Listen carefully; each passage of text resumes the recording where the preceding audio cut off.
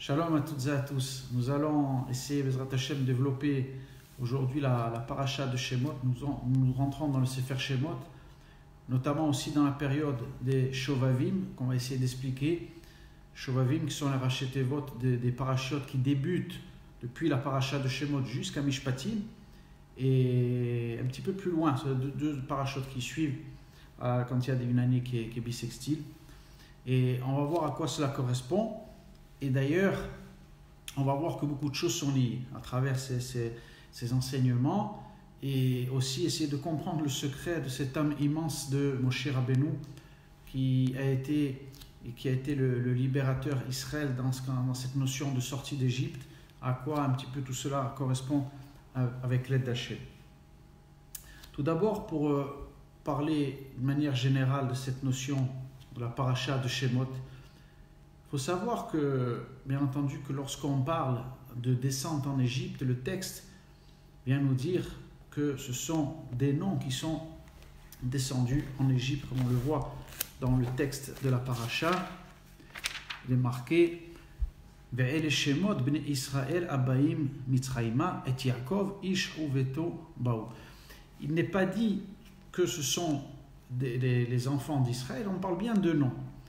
Sinon, il aurait été dit les Bnei Israël sont descendus des Bnei Israël en Égypte. Le mot Shemot, il a son importance, il a ses secrets, il est placé à ce moment-là, parce qu'il y a différentes raisons, et notamment parce que les noms, comme ceux justement des 12 tribus et le tétragramme, d'une certaine manière, dans le sens ésotérique, sont enfermés dans ce concept des Misraïm. Le Shem HaMeforash, le nom à 4 lettres, qui représente finalement le dévoilement d'Hachem dans ce monde, à travers l'histoire, où il agit à travers l'histoire par l'intermédiaire du peuple d'Israël, ne peut se dévoiler qu'à ce moment-là où il va avoir la naissance du peuple d'Israël en Égypte. Et d'ailleurs, c'est là que va apparaître pour la première fois la notion de Am Israël, qu'on ne voit pas avant, dans toute la période des Avot. Quand on parle de Abraham, Yitzhak et Yaakov, c'est une notion encore qui est individuelle. La Torah, d'une certaine manière, en potentialité, le peuple d'Israël n'est pas encore né, et donc la Torah est reçue de manière individuelle. Et donc le nom ineffable, le tétragramme, est connu, bien entendu, par Abraham, Yitzhak et Yaakov, mais il n'est pas encore dévoilé. Il est tombé, lui aussi, en Égypte, d'une certaine manière. Ce qui est extraordinaire, c'est comme si c'était Dieu lui-même qui était en Égypte et qui avait besoin de sortir de cette étroitesse à travers la libération du peuple d'Israël pour qu'il puisse avoir une action dans l'histoire. Alors pourquoi cette descente en Égypte?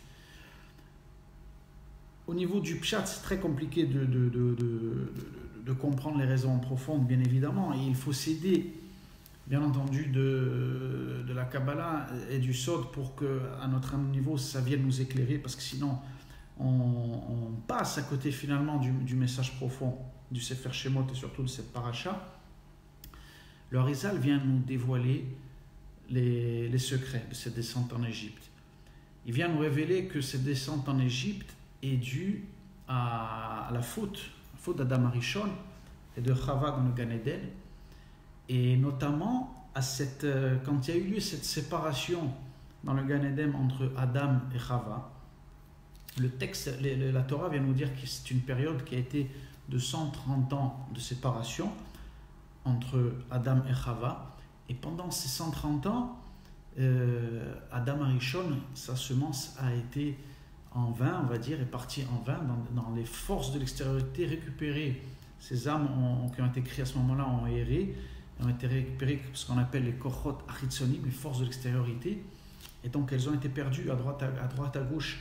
Et il fallait finalement un endroit, un concept qui s'appelle Mitzrayim, pour que puisse, à cet endroit-là, étant donné que justement dans ce système, dans cette façon je dirais, dans ce réceptacle-là, les âmes qui avaient été perdues à ce moment-là, par cette faute de Adam, pouvaient être d'une certaine manière rassemblées dans un endroit et pouvaient ensuite être sanctifiées et donc sortir de l'endroit où elles sont tombées. Donc c'est ça qui est assez paradoxal, et que souvent peut-être justement le monde occidental ne comprend pas, qu'une chute, des fois une faute est nécessaire pour permettre un repentir, justement la tchouva, et permettre à l'obscurité de se transformer en lumière et à des étincelles de sainteté aussi de se libérer. Donc on voit que cette descente était fondamentale pour libérer certaines choses. Ça, c'est le premier point. Non, on a bien vu, par exemple, on a parlé de ces 130 ans. On a parlé de 130 ans il faut savoir que dans la Torah, quand on parle de 130 ans et quand on voit des âges qui sont donnés, ça ne correspond pas bien sûr à l'âge qu'on connaît dans notre monde moderne d'un individu. Ce sont des codes bien évidemment. Et on va voir que ces 130 ans de séparation dans le Gan Eden entre Adam et Chava correspondent à une notion qui est développée là dans le livre de Sefer Shemot et à la naissance de Moshe Rabbeinu. On va voir, regardez ce que le texte nous dit par rapport à la naissance de Moshe et on va voir que tout est lié par rapport à ce chiffre de 130.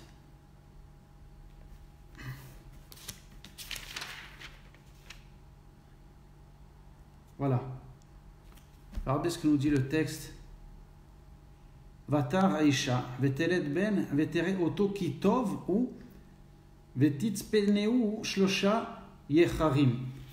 Le texte nous dit en français littéralement, quand même pour avoir une idée, un homme de la maison de Lévi alla et prit une fille de Lévi. La femme conçut enfanta un fils. Elle vit qu'il était bon et le cacha pendant 3 mois. Qu'est-ce que ça veut dire? Alors les maîtres de la Kabbalah nous révèlent que le mot Tov, comme on le sait, il apparaît déjà une première fois dans le récit de la création. Quand Dieu dit, il vit que la lumière était bonne, etc. Le mot Tov apparaît là, à cet endroit-là. Nos sages nous révèlent quand on veut comprendre le sens d'un mot, il faut toujours remonter à la source la première fois lorsqu'il apparaît.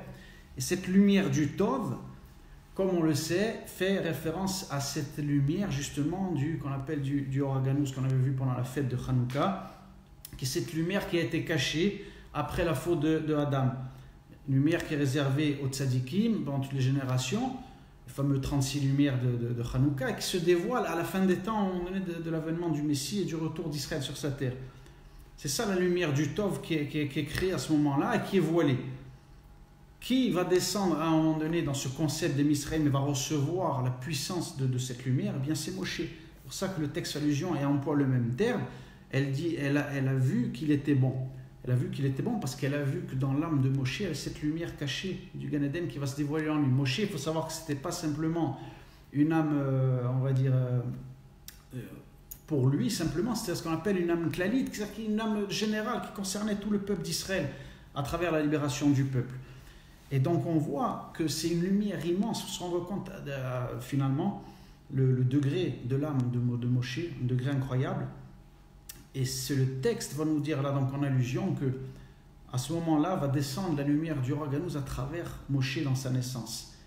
Et qu'est-ce que nous dit le texte plus loin? Pourquoi elle dit elle va le cacher pendant 3 mois? Pourquoi ces 3 mois? Eh bien ces 3 mois, comment on le fait? Comme on a expliqué que ces lumières si grandes ont un temps dans le processus de l'histoire et pour se dévoiler, elles ne se font pas comme ça, notamment dans le concept de Mitzrayim de l'Égypte qui est les 3 tests, la fermeture.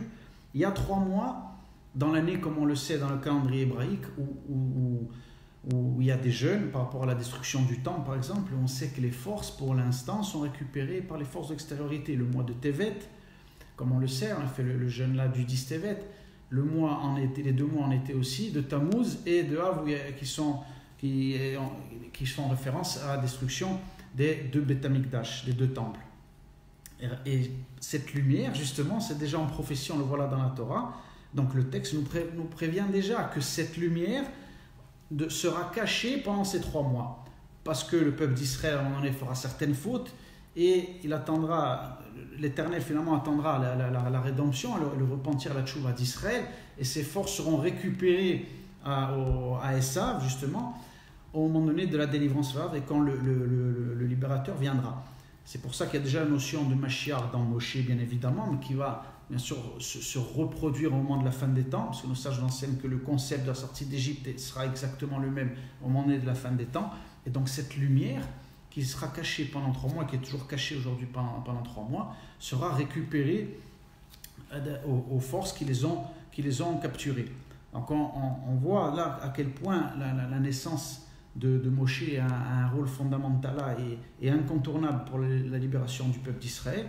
Or, un point important, et c'est là tout l'essence du judaïsme et de la Torah, que personne, par contre, malgré tout ce que j'ai pu vous dire sur Moshe, si la Neshama, l'âme de Moshe descend à ce moment-là, c'est parce qu'il y a la naissance du peuple d'Israël. Moshe est grand parce qu'il y a un peuple. Ce n'est pas lui qui est au-dessus et le peuple finalement est inférieur à Moshe. Ce n'est pas du tout ça. C'est justement parce qu'il va avoir la création du peuple d'Israël à ce moment-là que Moshe a toute son importance et il peut jouer sa mission. C'est à l'inverse de toutes des fois les idéologies qu'on peut entendre dans certaines religions où il y a un Messie, un libérateur qui fait tout le travail pour les autres. Absolument pas. Là, Moshe est là et vient et il peut naître parce qu'enfin le peuple va naître et va sortir d'Égypte. C'est-à-dire que par le mérite de la naissance du peuple d'Israël, vient quelqu'un à la tête du peuple d'Israël pour entraîner et pour être à la conduite du peuple. Mais c'est par le mérite toujours de la structure du peuple, la structure nationale. Il n'y a rien qui peut se faire sans cette notion collective. Personne ne peut prendre finalement le mérite de quelqu'un. Chacun à sa place doit jouer le rôle qu'il a joué dans la structure collective. C'est pour ça qu'il n'y a aucun commandement qui est fait en règle générale, enseigné selon les kabbalistes. Chaque fois qu'on va faire un commandement ou une prière ou une étude, les Mekoubalim disent toujours que le Shem Yichud Kucha Berichu en araméen ou Shrinte Beshem Kol Israël, c'est-à-dire que c'est ce que je suis en train de faire, je le fais au nom de tout Israël. Je ne fais pas un commandement pour moi-même à mon humble simple.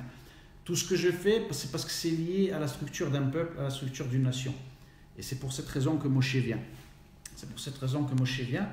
Donc on voit que, encore une fois de plus, que la Torah n'est pas une religion, puisque la notion de religion, elle appartient à l'individu. Quelqu'un peut vivre, s'il est chrétien, musulman, bouddhiste, il peut vivre sa religion n'importe où. Il n'a pas besoin d'une structure collective d'un peuple. La Torah est une prophétie qui a été reçue par un peuple, non par des individus, donc automatiquement, il y a une structure nationale et il y a un espace pour la vivre. Bien entendu, il ne peut pas y avoir de peuple sans terre. Cet espace, c'est la terre d'Israël, bien évidemment. Ça, déjà, c'était pour comprendre l'idée générale de la sortie d'Égypte. La sortie d'Égypte, ce n'est pas la sortie d'un endroit géographique, bien entendu. À un sens plus profond, c'est la naissance du peuple d'Israël et c'est à ce moment-là que l'histoire peut commencer. C'est pour cela qu'il est dit que si le peuple d'Israël n'avait pas reçu la Torah à ce moment-là, le monde serait revenu, ce qu'on appelle la notion de Tohu Bohu, Hachem aurait tout recommencé, comme un formatage sur un ordinateur, du disque dur, il recommence tout à zéro. Tant qu'il n'y a pas cette prise de conscience de la volonté de Dieu dans ce monde, tout repart à zéro. Et là, étant donné qu'il y a naissance du peuple d'Israël, ça y est, l'histoire peut commencer. C'est-à-dire, c'est la fameuse discussion qu'il y a dans le Talmud pour savoir quand le monde a été créé. Et donc, nos sages, là-bas, il y a une discussion.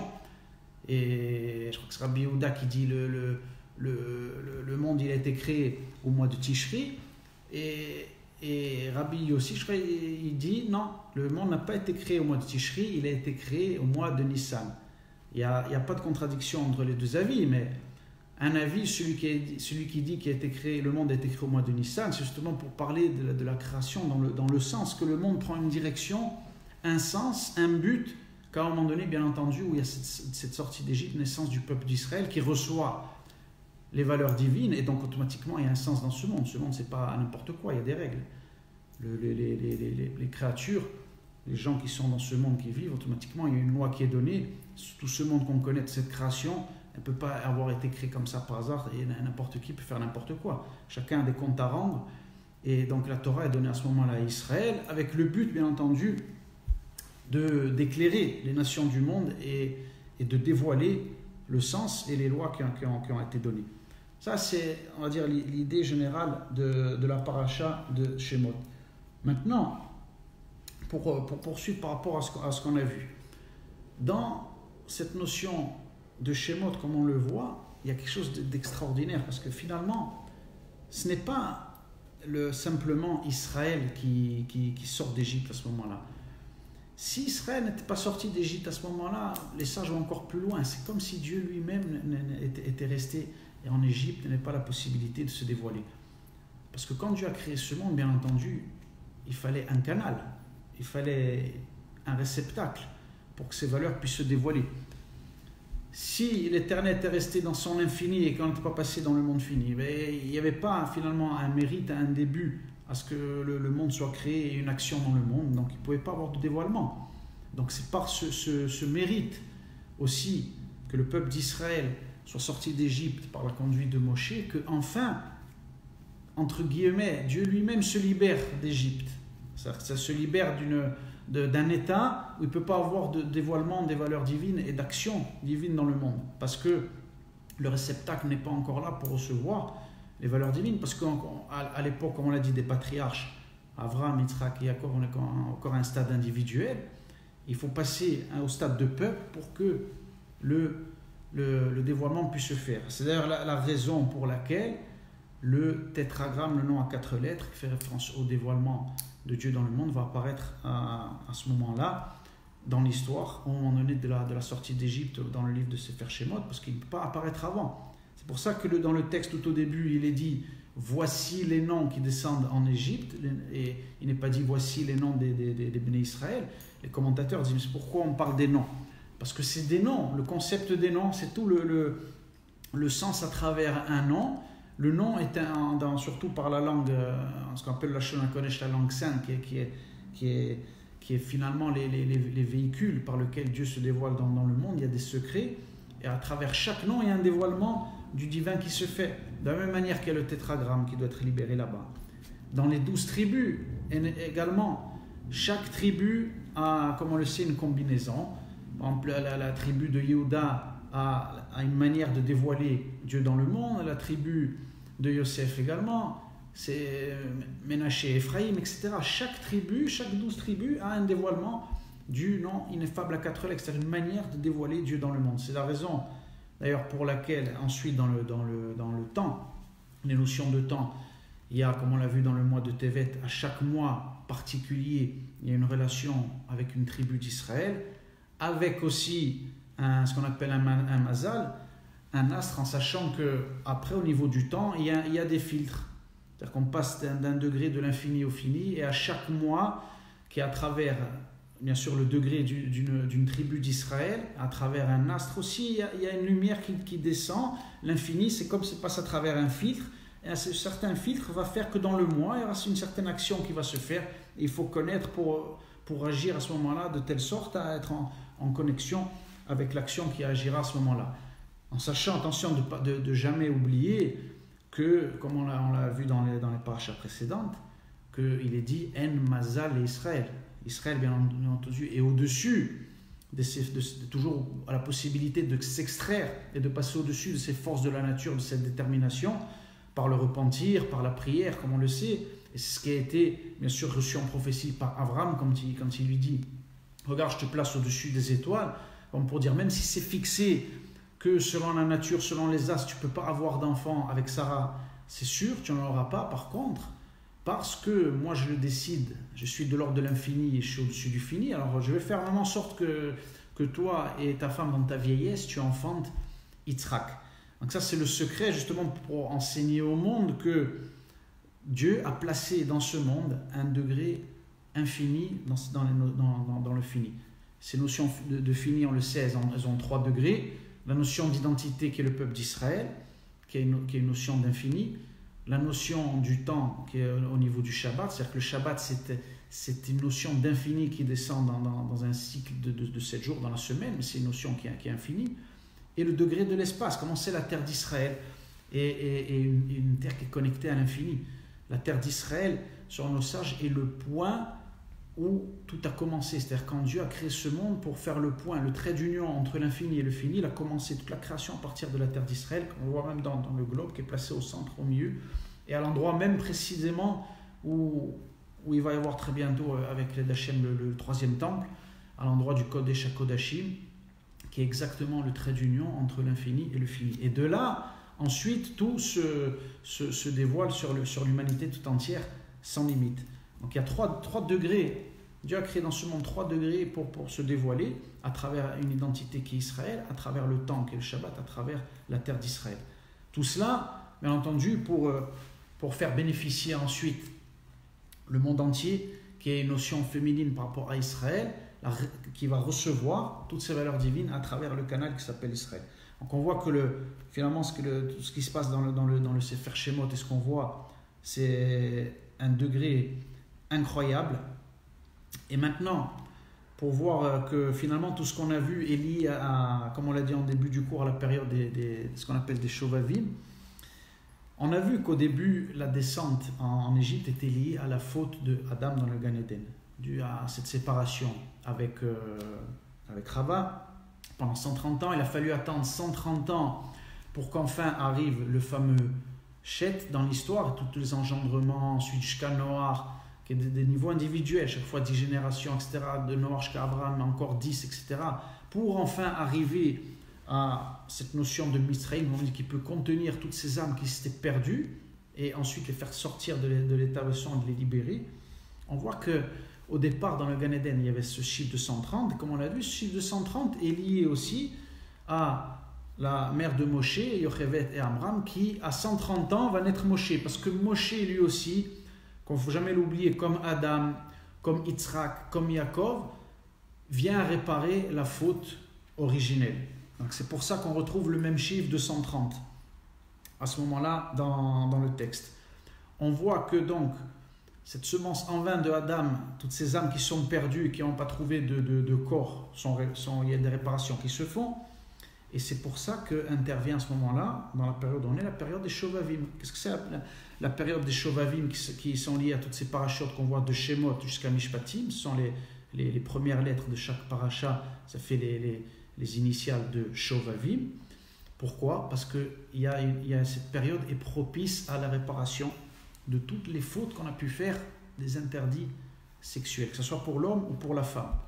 On sait qu'il y a des répercussions très très graves sur toutes ces fautes-là. Et donc c'est très très dur de réparer. Et pour développer un petit peu le sujet, donc dans cette période, il y a la possibilité de réparer, si on a vraiment la volonté, cette faute-là. D'ailleurs, pour ceux qui sont proches de certains Bet Midrashot, où il y a beaucoup de rabbanim qui font ce qu'on appelle ce tikkun, cette réparation, je les invite vraiment à le faire. Et ça dépend, généralement c'est selon le Harizal. Alors soit des gens peuvent donner de l'argent, soit pas se rendre, il y a certaines prières qui sont faites avec leur nom, etc.